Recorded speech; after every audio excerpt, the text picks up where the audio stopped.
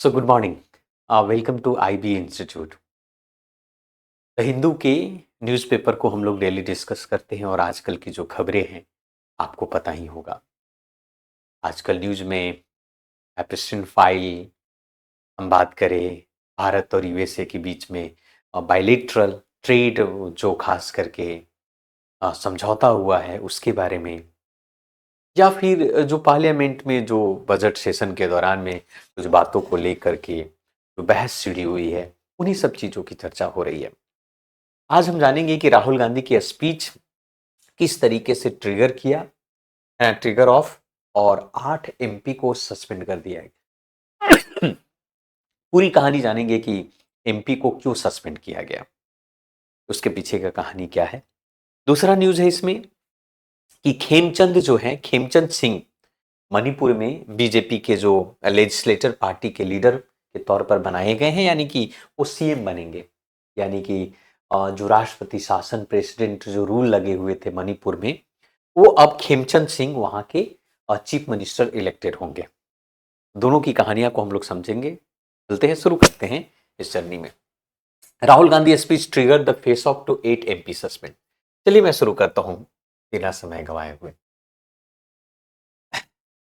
आजकल पार्लियामेंट में क्या होता है कि अगर ऑपोजिशन की बात अगर अच्छी नहीं लगी तो जो पार्लियामेंट के स्पीकर होते हैं मेंबर को सस्पेंड कर देते हैं। बोलते हैं भैया आप जो बातें बोला वो कुछ दिल को चुभ गया है। ऐसी बातें आपको देखने को मिला। दरअसल कहानी यहाँ से ये है कि 8 एमपी 2026 में इंडियन पार्लियामेंट्री हिस्ट्री के अंदर में ऐसा ट्रेंड चला है। 2026 में 8 एमपी को सस्पेंशन दे दिया गया। सस्पेंशन का मतलब होता है टेम्पोररी छुट्टी। बजट सेशन चल रहा है, उनको सस्पेंड कर दिया गया है ना, सस्पेंड कर दिया है। ऐसा नहीं कि ये पहली बार हुआ है, इससे पहले भी सस्पेंड किए गए। 2023 का जो प्रेसिडेंट की बात करें, दिसंबर 2023 में 146 MP were suspending during the winter session. Winter session के दौरान जो है आप देख सकते हो कि 146 एमपी सस्पेंड कर दिए गए थे। दिस सेट वाज, यहां पर मास नेमिंग कर सकते हो, मेंबर भी कम, ये हिस्ट्री का या कर सकते हो इसका सबसे। तो 2023 में 146, यहां पर भी देखो कि 8 भी हुआ है। तो क्या हुआ, किसके कारण से ये सब हुआ, इसको समझेंगे, क्योंकि आपकी प्रीलिम्स एग्जाम में क्वेश्चन पूछा जाएगा। पावर गैप कहां पर है। दरअसल मैं आपको बता दूं कि जो लोकसभा होता है और लोकसभा में जो पावर होती है वो किसके हाथ में होता है। वो पावर होता है स्पीकर के हाथ में। स्पीकर चाहे तो जो भी कुछ कर सकता है लोकसभा के अंदर में। तो स्पीकर ही खास करके सस्पेंड करने का काम उन्हीं का है। तो पावर गैप में कद की while the speaker Lok Sabha has a power to name a member for automatic suspension under article rule 374 का ए। आप समझेंगे जो लोकसभा का जो बिजनेस रूल है उसका सेक्शन रूल नंबर 374 ए में ये कहा गया है कि स्पीकर के पास पावर होता है कि वो अपने मेंबर को सस्पेंड कर सकता है।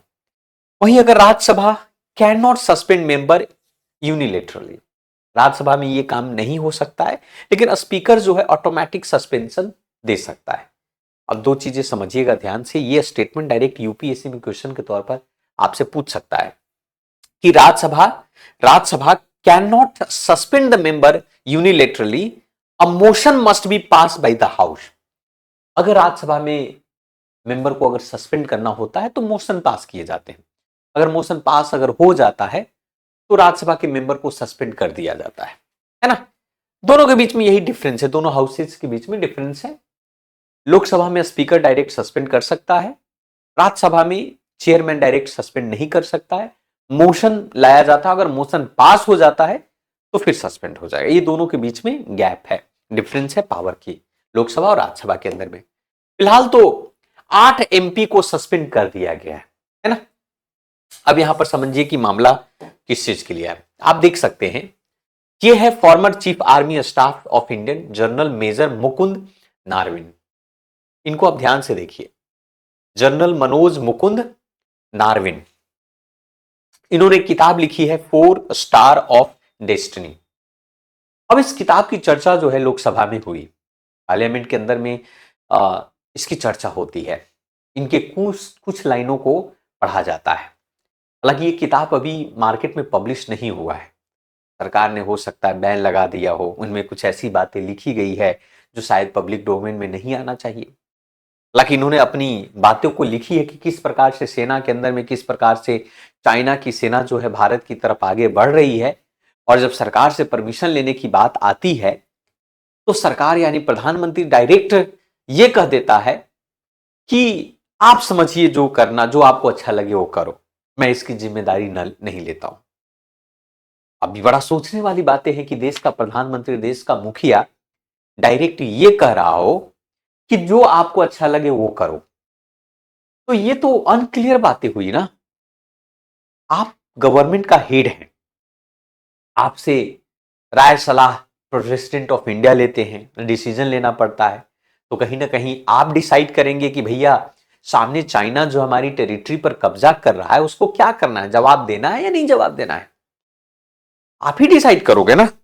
ऐसा तो नहीं है कि कोई पब्लिक डिसाइड करेगी, या फिर अगर इनको डायरेक्ट डिसीजन लेना होता तो ले लिया होता कब तक, पर ऐसा नहीं। तो ये बातें हैं, मेंशन किया गया। जनरल मनोज नारवेन जो है रिटायर्ड है ना, आप कह सकते हो, है ना।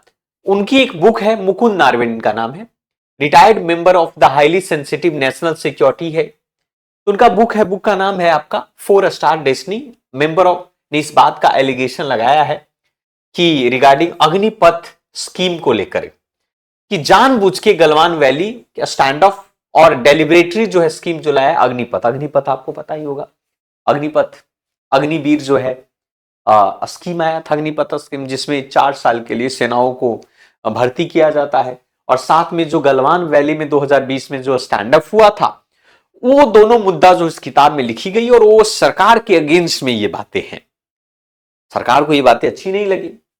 अब लीगल कॉन्फ्लिक्ट यहां पर होता है कि गवर्नमेंट जो है has reportedly to withheld the clearance of the book publication. Book publication पर अभी उसको रोक लगा दिया गया है ना। Central civil services pension rule के तहत कहा गया कि भैया रिटायर्ड ऑफिशियल जो है ये सेंसिटिव इंफॉर्मेशन को पब्लिश नहीं कर सकता है, बिना गवर्नमेंट या बिना ऑफिशियल सेक्रेट एक्ट 1923 के तहत नहीं कर सकता, ये अधिकार उनको नहीं दिया गया, ये बातें, और इसलिए बुक पब्लिश नहीं हुआ। हालांकि इंटेंशन तो कुछ और ही है। ऑपोजिशन ने लोकसभा के जो लीडर ऑफ जो पार्टी है उन्हें इस बात पर आर्गुमेंट किया कि blocking the memories press parliamentary जो ओवरसाइट्स हैं उसके खिलाफ है, मिलिट्री के डिसीजंस के खिलाफ है, और ऑपरेशन ऑफ सिक्योरिटी के खिलाफ है। राहुल गांधी इसी बुक से बातें कोट कर रहे थे पार्लियामेंट के सामने, और ऐसी स्थिति हो गई कि आपके ओम बिरला साहब ये कह रहे हैं कि अगर ऐसी अगर बात है तो पढ़ने की जरूरत नहीं है, अब जनता के सामने लाने की आवश्यकता नहीं है।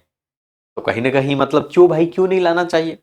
लोकतंत्र का मालिक तो जनता है, जनता को जानने का हक है कि सरकार क्या कर रही है क्या नहीं कर रही है। अगर गलवान वैली में अगर भारत की तरफ से अगर चूक हुआ है तो इसे सुधार करने की आवश्यकता है।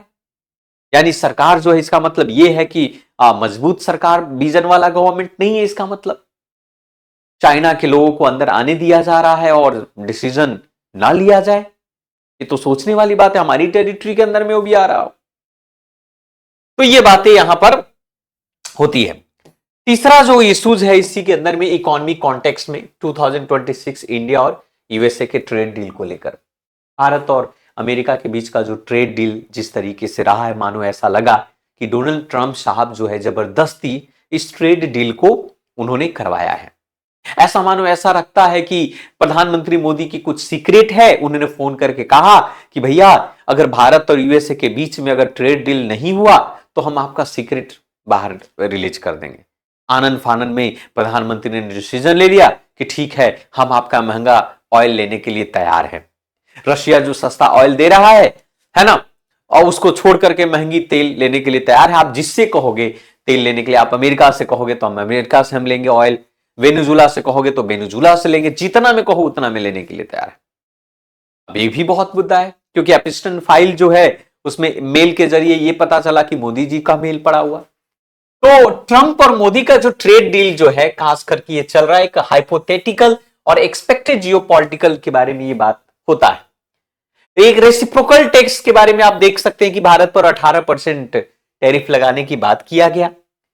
ट्रेड पॉइंट में कहा गया कि इसमें information technology services, H1 visa quota और import of the USA dairy poultry product, ये सब कुछ इसमें आपको मेंशन किए गए और ऑयल भी इसमें मेंशन हुआ।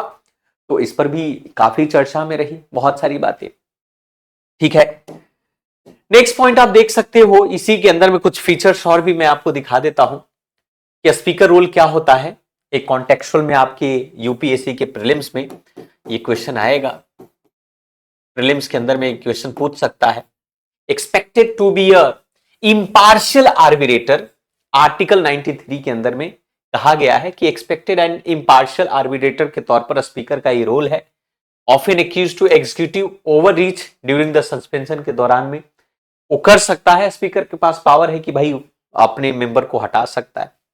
ये लीडर ऑफ पार्टी का भी राइट्स है।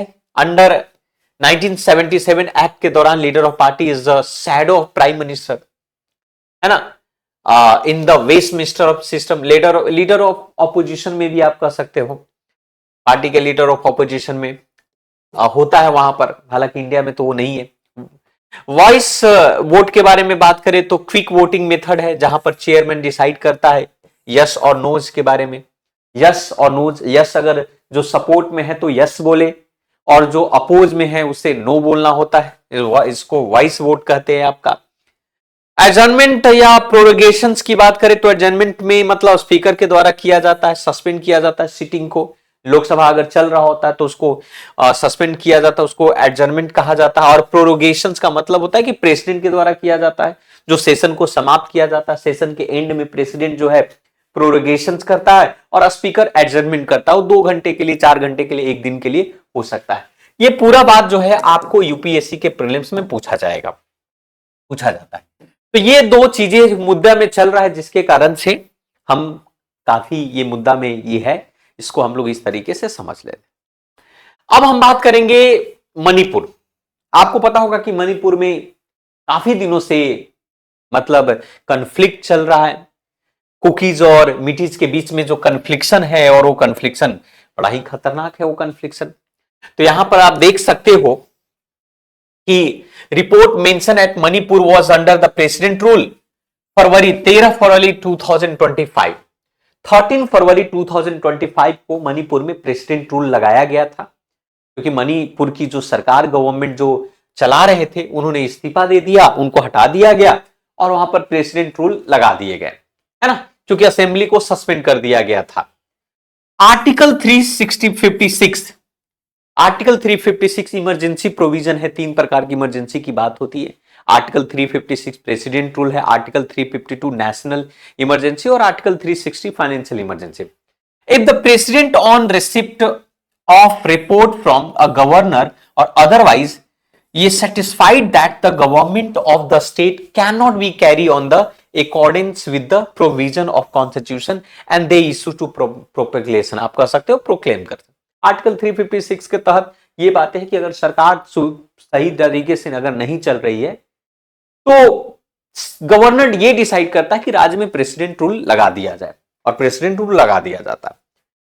अप्रूवल और ड्यूरेशन की अगर हम बात करें तो दोनों हाउस, पार्लियामेंट के दोनों हाउस से अप्रूवल की जरूरत पड़ती है 2 महीने के अंदर में। 2 महीने के अंदर में दोनों अप्रूवल की जरूरत पड़ती है और प्रेसिडेंट रूल कंटिन्यू हो जाता है। अगर वंस अप्रूव्ड हो गया तो 6 महीने के लिए ये प्रेसिडेंट रूल लगा दिए जाते हैं।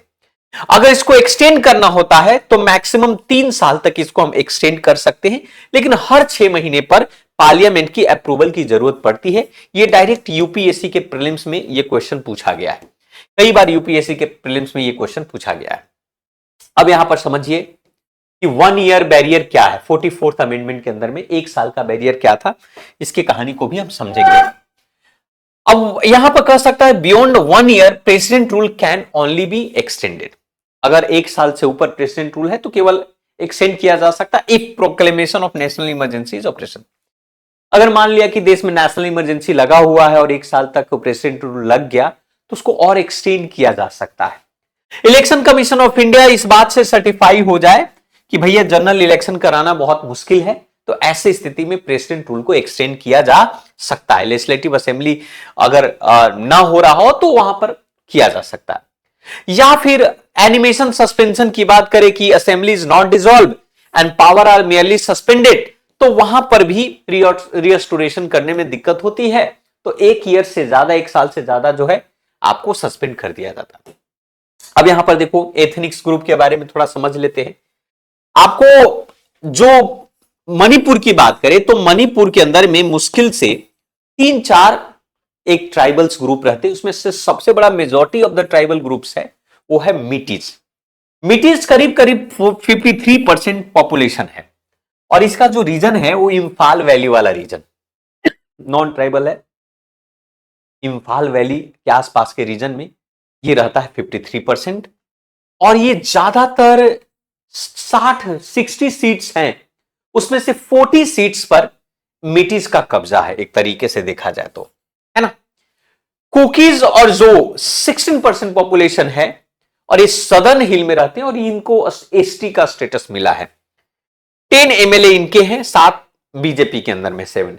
नागाज हैं जिनमें 24% इनका पॉपुलेशन है, नदन हिल में रहते हैं, एसटी स्टेटस मिला है, और इनका रिप्रेजेंटेशन लार्जली जो है एनपीएफ और बीजेपी के अंदर में आपको है आपका। तो ये कह सकते हो कि एक तरीके का रिप्रेजेंटेटिव ये सभी लोग हैं, इस तरीके का वहां डिस्ट्रीब्यूशन है। लेकिन यहां पर मीटीज और कुकीज के बीच में कन्फ्लिक्ट के कारण से ये स्थिति हुआ है। अभी फिलहाल जो है मणिपुर के अंदर में जो मणिपुर के नए चीफ मिनिस्टर बनेंगे, जिनका नाम है खेमचंद सिंह। खेमचंद सिंह जो है एक मीटी समुदाय से हैं, वो मीटी समुदाय से हैं, but his election is noted for acceptably among the cookies MLA के तौर पर इनका नोट किया जाता है, एक्सेप्ट किया गया। एक क्रूशियल फैक्टर है, खास करके प्री बिल्डिंग आफ्टर 2023 के बाद, एथनिक्स वायलेंस के बाद।